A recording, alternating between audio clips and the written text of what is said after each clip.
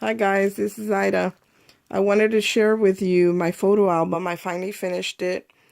I got my flowers in. If you saw my previous video, you saw my products that I got in my haul. And so I was able to finish my book. I didn't do any modeling paste or texturing on the cover because I really like the paper line the way it is, so I wanted to leave it. And I hate the fact that I even have to cover any of the images.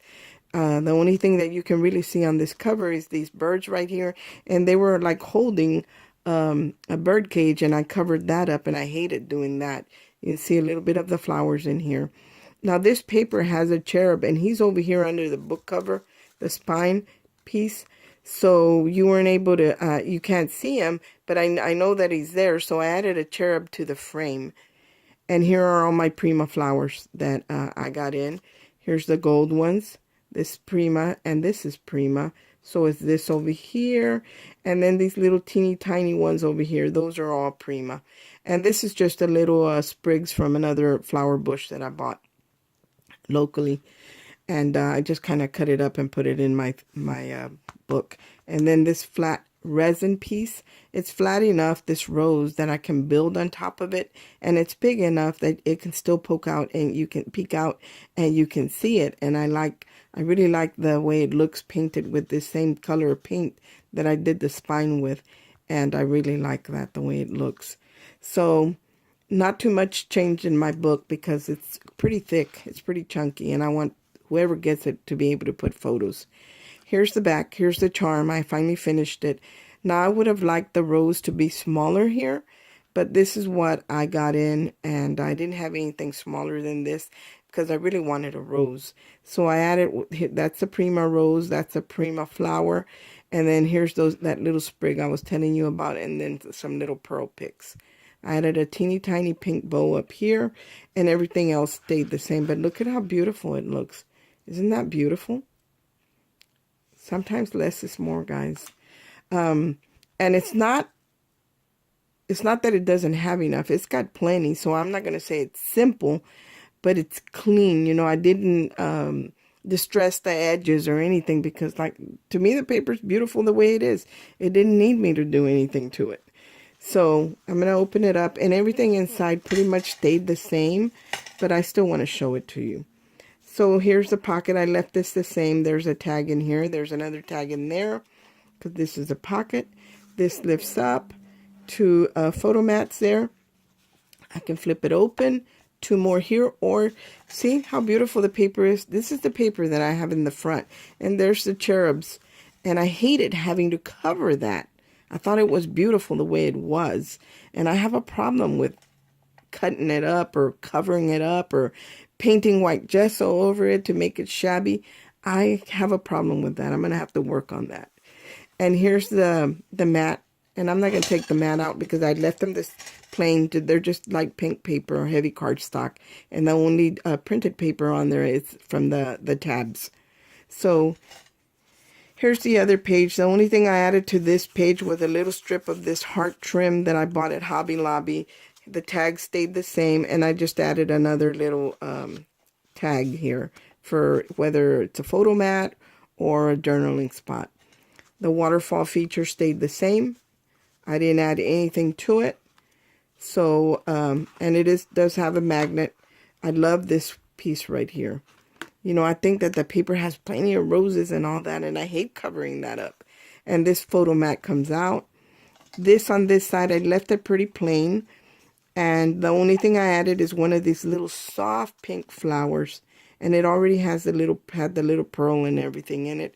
You pick up this flap, and there's two photo mats here. And you could probably journal here. This one I left it plain. The same, I wanted some type of parasol to go here, and I wasn't able to find anything.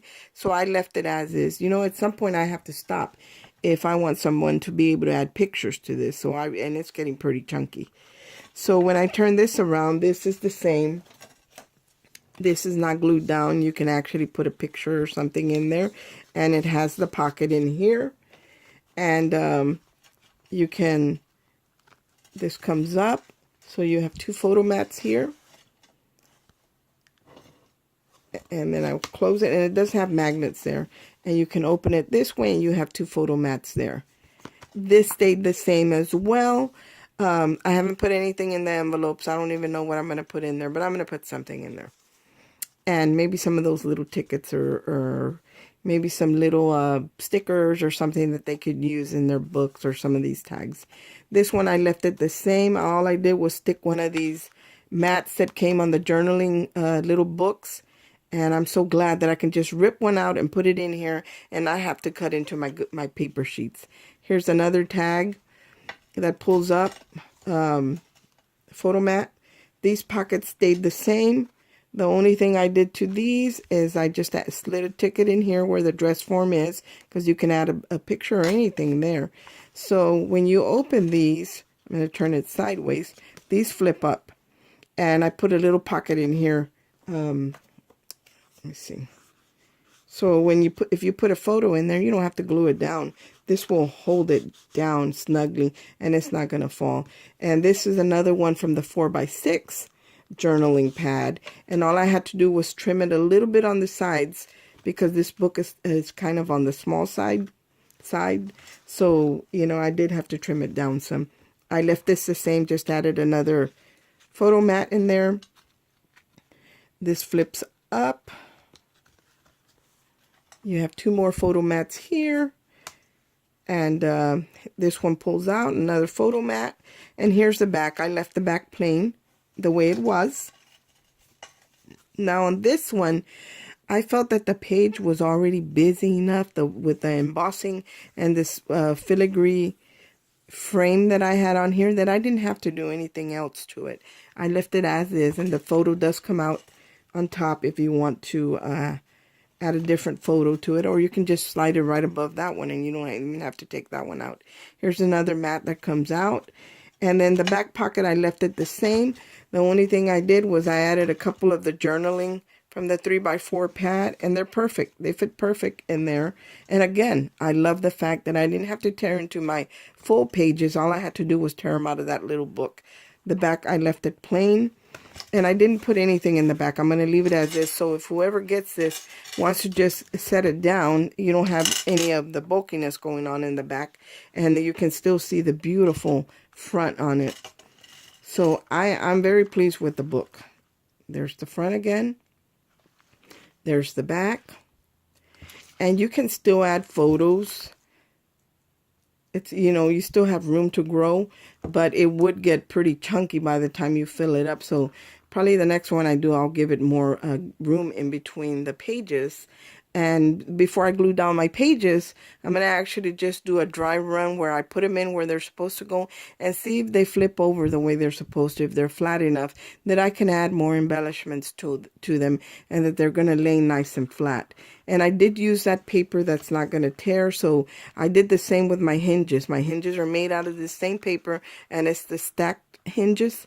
And it works for me, and it doesn't rip, because the first one I made, it was an epic fail. Before I even put it together on, put them in the binder piece, they had already ripped before they were even decorated.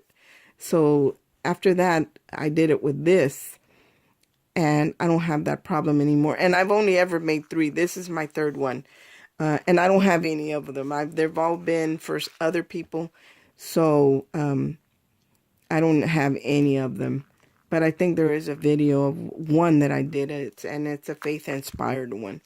And I'm going to show you what I made to house my papers, my new papers that I got in. I'm going to share that with you guys. There's a book, guys. Let me show you what I did. I don't know, I might have to move my camera back. I bought this at a, let me see. I'm going to have to move you guys up some so you can get a good view of it. Yeah, that might be better. I'm sorry if I made y'all dizzy. Anyway, I bought this box. We have a little booth at an antique shop, and it's not just antique, it's, you know, DIY stuff that they sell in there. So we have a little booth in there, and the lady that's next to me, she had this little chicken wire organizer, and I totally loved it, and I think she only wanted like $10 for it. So I bought it, and I put all my Prima paper in there. Look at how pretty it looks. Let me lay it down so y'all can see. There's the front. See what I did with the front? I don't know if I'm far enough. But I put, again, my little cherub in there. That's a different one. Added a piece of vintage lace on here. Little doily heart. And here's my Prima flowers. A lot of these are Prima flowers. And here's that charm that I had, the love letter bundle that I had made. I just kind of hung it up here because I don't know what I'm going to do with it yet. So I just hung that there. And then I put in here are some of the things that I'm using to, that I used to work on the album and the crochet or knitting box that I did for my niece. These are the doily medallions that I made with molding paste, the flexible one. And they have a butterfly in the center. So these are the ones that I used on that box. But I'm keeping everything in here, kind of keep it contained, because I have stuff everywhere. And this is perfect. Here are my tickets. Here's my little pad. My tickets. My resin pieces in this little bag. They're nice and contained. And then here's all my Prima flowers that I bought for this paper line. Here's all my little flowers, and all I got to do is pull them up. And the space between here is perfect for these packages. And I think that something like this would be perfect to house embossing folders, because I have the big ones. Now, the second one, again, I have the flowers. I have more flowers on this side. And there's still room in the middle. There's still a gap in the middle. Now, way in the back, I have my paper pads. The 8x8. I mean, the A4 size, the 8x8, the 6x6 is down here.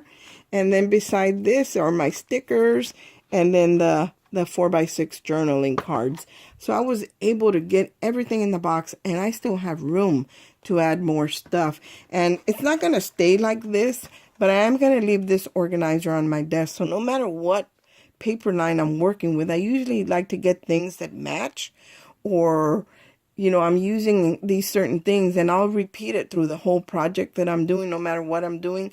That way I can kind of just sort everything out. And when I'm done with it, you know, I just put it up here, and it's nice and organized, and I don't have a mess on my desk.